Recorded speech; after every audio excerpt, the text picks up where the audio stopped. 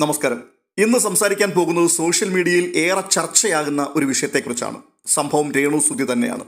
ആ ഒരു ടോപ്പിക് ഇനി സംസാരിക്കില്ല എന്ന് കുറച്ച് നാളുകൾക്ക് മുമ്പ് പറയുകയും രേണുസുതി സബ്ജക്റ്റ് ഈ ചാനലിൽ നിന്നും സമ്പൂർണ്ണമായി ഒഴിവാക്കുകയും ചെയ്തതായിരുന്നു ഞാൻ. എന്നാൽ ഇപ്പോൾ അവരുടെ ജീവിതത്തിൽ സംഭവിച്ചിരിക്കുന്ന നിർഭാഗ്യകരമായ അവസ്ഥയോടുള്ള ബന്ധത്തിൽ ഒരു വീഡിയോ ചെയ്യേണ്ടത് അനിവാര്യമാണ് എന്ന് തോന്നിയതുകൊണ്ട് മാത്രമാണ് ചില വാക്കുകൾ ഇപ്പോൾ പറയുന്നത്. രേണുസുതിയെക്കുറിച്ച് ഈ വിഷയത്തിൽ സംസാരിക്കുന്നതിന് മുൻപ് ഒരു കാര്യം വളരെ വ്യക്തമായി പറയാം. ചില നാളുകൾക്ക് മുൻപ് വരെ രേണുസുതിയുടെ പല നടപടികളെയും ശക്തമായി വിമർശിച്ചുകൊണ്ട് ഒട്ടനവധി വീഡിയോകൾ ഈ ചാനലിൽ ചെയ്തിട്ടുണ്ട്. ഇന്നും ആ വിമർശനങ്ങൾ തെറ്റായിരുന്നു എന്ന് ഞാൻ പറയുന്നില്ല. പക്ഷേ ഇന്ന് ഞാൻ സംസാരിക്കുന്നത് മറ്റൊരു സാഹചര്യത്തിലാണ്. കാരണം ഇപ്പോൾ അവർ ഗുരുതരമായ ഒരു രോഗാവസ്ഥയെ നേരിടുകയാണ്. അത്തരമൊരു സാഹചര്യം നിലനിൽക്കുന്നത് കൊണ്ട് തന്നെ ഈ വീഡിയോ രേണുസുതിയെ വെള്ളപൂശി സംസാരിക്കുവാൻ വേണ്ടിയുള്ളതല്ല, ഒപ്പം അവരെ വേട്ടയാടുവാനുമല്ല. വസ്തുതകൾ വസ്തുതകളായി തന്നെ പറയണം. മനുഷ്യത്വം മനുഷ്യത്വമായി തന്നെ എപ്പോഴും നിലനിൽക്കുകയും വേണം.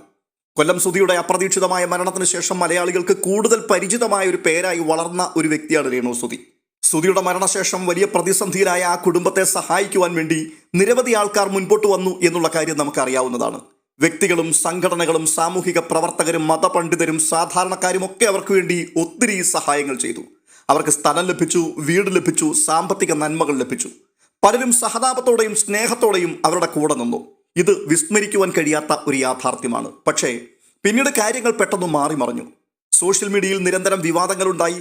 ചില വീഡിയോകൾ വലിയ വിമർശനങ്ങൾക്ക് കാരണമായി.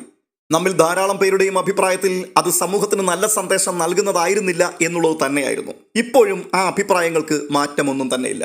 രേണുസുതിയുടെ ശരീര പ്രദർശനങ്ങളുമായി ബന്ധപ്പെട്ടുള്ള ആരോപണങ്ങൾ ഉയർന്നു. പണം നൽകി മാത്രം കാണാവുന്ന കണ്ടന്റുകളെക്കുറിച്ച് ഒട്ടനവധി ചർച്ചകളുണ്ടായി. ഇതെല്ലാം സമൂഹ മാധ്യമങ്ങളിൽ വലിയ വിവാദങ്ങളാണ് സൃഷ്ടിച്ചത്. ഈ വിമർശനങ്ങൾ വെറുതെ ഒരു ദിവസം ആകാശത്തു നിന്നും പൊട്ടിമുളച്ചു വീണതല്ല. അവയ്ക്ക് പിൻപിൽ വ്യക്തമായ കാരണങ്ങളും വസ്തുതകളും ഉണ്ടായിരുന്നു. അത് അംഗീകരിച്ചേ മതിയാവുകയുള്ളൂ. മറ്റൊരു പ്രധാനപ്പെട്ട വിമർശനം ഉയർന്നത് സഹായിച്ചവരുമായി ഉണ്ടായ അഭിപ്രായ വ്യത്യാസങ്ങളുടെ പേരിലാണ്. സ്ഥലം ദാനമായി നൽകിയ ഫാദർ നോബിൾ ഫിലിപ്പിനോടും അവർ വളരെ മോശമായി പെരുമാറി എന്നുള്ളതാണ് വലിയൊരു കൂട്ടം ആൾക്കാർക്ക് പ്രയാസമുണ്ടാക്കിയ കാര്യം. ഒരു വിധത്തിൽ പറഞ്ഞാൽ രേണുസുതിക്കെതിരായി വ്യാപകമായ ആക്രമണങ്ങൾ നടത്തുകയും ലക്ഷക്കണക്കിന് ആൾക്കാർ മോശം കമന്റുകൾ കൂടി നിരന്തരം പ്രതികരിക്കുകയും ചെയ്തത് ആ ഒരു നന്ദികേടിനോടുള്ള ബന്ധത്തിൽ നടത്തിയ പ്രതികരണങ്ങൾ കണ്ടിട്ടാണ്. നമുക്കറിയാം, ഏകദേശം 2 ലക്ഷം രൂപയ്ക്ക് മുകളിൽ വില വരുന്ന 7 സെന്റ് സ്ഥലം ദാനമായി കൊടുത്ത പുരോഹിതനെ തുടർന്ന് സമൂഹ മാധ്യമത്തിലൂടെ അയാൾ ബിഷപ്പല്ല വിഷപ്പാമ്പാണ് എന്ന് പറഞ്ഞ് ആക്ഷേപിച്ചപ്പോൾ, അനേകർക്ക് ആക്രമിക്കുവാൻ വേണ്ടി അദ്ദേഹത്തെ വലിച്ചെറിഞ്ഞു കൊടുത്തപ്പോൾ നീതിബോധമുള്ള ഒരുപാട് നല്ല മനുഷ്യരുടെ ഹൃദയം മുറിപ്പെട്ടിട്ടുണ്ട്. അവർക്ക് അസ്വസ്ഥതയുണ്ടായിട്ടുണ്ട്. അതിനോടുള്ള ബന്ധത്തിൽ അവർ ലഭിച്ച അവസരങ്ങളിലൊക്കെ കമന്റുകളിൽ കൂടി പ്രതികരിച്ചിട്ടുമുണ്ട്. അമ്മയെ തല്ലിയാലും 2 പക്ഷമുണ്ട് എന്ന് പറയുന്നത് പോലെ അന്ന് സോഷ്യൽ മീഡിയയിൽ പരസ്പര ആരോപണങ്ങളും പ്രത്യാരോപണങ്ങളും നടന്നുകൊണ്ടേയിരുന്നു. രേണുവിനെ സപ്പോർട്ട് ചെയ്യുവാനും ഒരു ന്യൂനപക്ഷം സോഷ്യൽ മീഡിയയിൽ അണിനിരന്നു. ഇതൊക്കെ ജനങ്ങൾ കണ്ട കാര്യങ്ങളാണ്. ഇതാരും സങ്കല്പിച്ചുണ്ടാക്കിയ കഥകളല്ല. അതുകൊണ്ട് തന്നെ ഈ വിഷയങ്ങളിൽ വിമർശനം ഉണ്ടാവുക എന്നുള്ളത് സ്വാഭാവികമാണ്. പക്ഷേ ഇപ്പോൾ സാഹചര്യം വ്യത്യസ്തമാണ്. ഇപ്പോൾ നമ്മൾ കാണുന്നത് രേണുസുതിയുടെ മറ്റൊരവസ്ഥയാണ്. ഒരു മനുഷ്യൻ അല്ലെങ്കിൽ ഒരു സ്ത്രീ ഗുരുതര രോഗാവസ്ഥയെ നേരിടുന്നൊരു സാഹചര്യം. രേണുസുതിയുടെ ഏറ്റവും പുതിയ അഭിമുഖത്തിൽ അവർ പറഞ്ഞിരിക്കുന്ന പല കാര്യങ്ങളും നമ്മയൊക്കെ വേദനിപ്പിച്ചിട്ടുണ്ട്. അസുഖത്തെക്കുറിച്ചുള്ള അവരുടെ തുറന്നു പറച്ചിൽ ആളുകളെ ചിന്തിപ്പിച്ചിട്ടുണ്ട്. ഇവിടെ നമ്മൾ ഒരു ചോദ്യം ചോദിക്കേണ്ടത് വളരെ അനിവാര്യമാണ്. ഒരാളുടെ പഴയ തെറ്റുകൾ കാരണം അവരുടെ രോഗത്തെ ആഘോഷിക്കാമോ എന്നുള്ളതാണത്. എൻ്റെ മറുപടി അത് പാടില്ല എന്നാണ്. രോഗം ശിക്ഷയാണോ? സോഷ്യൽ മീഡിയയിൽ പലപ്പോഴും കാണുന്ന ഒരു അപകടകരമായ പ്രവണതയുണ്ട്. ആരെങ്കിലും ദുരിതത്തിലായാൽ ഉടൻ തന്നെ പറയും ഇത് ദൈവത്തിൻ്റെ ശിക്ഷയാണ്. എനിക്ക് വ്യക്തിപരമായി അത്തരമൊരു സമീപനത്തോട് യോജിപ്പില്ല. കാരണം ദൈവത്തിൻ്റെ മനസ്സെന്താണെന്ന് നമുക്കറിയില്ല. ഒരു വ്യക്തിക്ക് രോഗം വന്നതുകൊണ്ട് അത് ദൈവത്തിൻ്റെ ശിക്ഷയാണ് എന്ന് പ്രഖ്യാപിക്കുവാൻ ആർക്കും അധികാരമില്ല. നല്ലവർക്കും രോഗം വരുന്നു, മോശം ആൾക്കാർക്കും രോഗം വരുന്നു. ധനികർക്കും രോഗമുണ്ടാകുന്നു, ദരിദ്രർക്കും രോഗമുണ്ടാകുന്നു. അതുകൊണ്ട് തന്നെ ഇതിനെ ദൈവവിധിയായി പ്രഖ്യാപിക്കുന്നത് വളരെ അപകടകരമായ ഒരു സമീപനമാണ്. അവസാനത്തെ ഇന്റർവ്യൂവിൽ ഈ അസുഖം എനിക്ക് ദൈവം തന്നതാണ്, അത് ഞാൻ സ്വീകരിക്കുന്നു എന്നാണ് രേണുസുതി പറഞ്ഞിരിക്കുന്നത്. അതിപ്പോഴത്തെ അവരുടെ വ്യക്തിപരമായ ആത്മീക അനുഭവമായിരിക്കാം.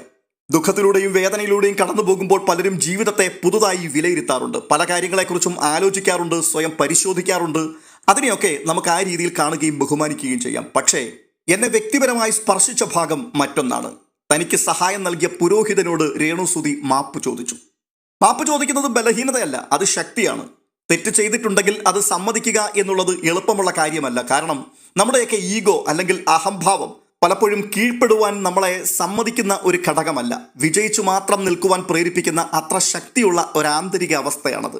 അതും പ്രത്യേകിച്ച് സോഷ്യൽ മീഡിയയിൽ വലിയ ജനശ്രദ്ധ ലഭിക്കുന്ന ഒരാൾക്ക്. അങ്ങനെയുള്ള സാഹചര്യത്തിൽ രേണുസുതി ബിഷപ്പ് നോബൽ ഫിലിപ്പിനോട് മാപ്പ് പറഞ്ഞു എന്നുള്ള ആ നടപടി അത് അഭിനന്ദിക്കപ്പെടേണ്ടത് തന്നെയാണ്. ആ പുരോഹിതന്റെ പ്രതികരണം അതിലും മനോഹരമായിരുന്നു. അദ്ദേഹം അവരുടെ വീട്ടിൽ പോയി അവർക്ക് വേണ്ടി പ്രാർത്ഥിച്ചു, അവരോട് ക്ഷമിച്ചു, അവരെ അനുഗ്രഹിച്ചു. ഇതാണ് യഥാർത്ഥ ക്രിസ്തീയ സ്നേഹം എന്നുള്ളത്. ആരെങ്കിലും വീണ് കിടക്കുമ്പോൾ കല്ലെറിയുക എന്നുള്ളത് എളുപ്പമാണ്. പക്ഷേ അവരെ എഴുന്നേൽപ്പിക്കുവാൻ ഒരു കൈ നീട്ടുന്നത് അത് വളരെ പ്രയാസമുള്ളൊരു കാര്യമാണ്. അതെല്ലാവർക്കും പറ്റില്ല. 7 സെന്റ് സ്ഥലം ദാനമായി നൽകി എന്നുള്ള ഒരൊറ്റ കാരണത്താൽ അതുവരെ ആത്മിക പ്രവർത്തനങ്ങളിലും സ്വന്തം ആസ്തിയിൽ നിന്നെടുത്ത് ജീവകാരുണ്യ പ്രവർത്തനങ്ങൾ നടത്തുന്നതിലും മാത്രം ശ്രദ്ധ കേന്ദ്രീകരിച്ച് മുൻപോട്ട് പോയ ഫാദർ നോബൽ ഫിലിപ്പ് ഈ പ്രശ്നങ്ങളോടുള്ള ബന്ധത്തിൽ വലിയ മാനസിക സമ്മർദ്ദത്തിലായിപ്പോയി. ഒരിക്കൽ അദ്ദേഹം താമസിക്കുന്ന സ്ഥലത്ത് അദ്ദേഹത്തെ കാണുവാൻ ഞാൻ നേരിട്ട് പോവുകയും അവിടെ ചെന്ന് അദ്ദേഹത്തോട് സംസാരിക്കുകയും ചെയ്തു. തുടർന്ന് പല ആവർത്തി ആ മനുഷ്യനോട് ഫോണിൽ സംസാരിച്ചു.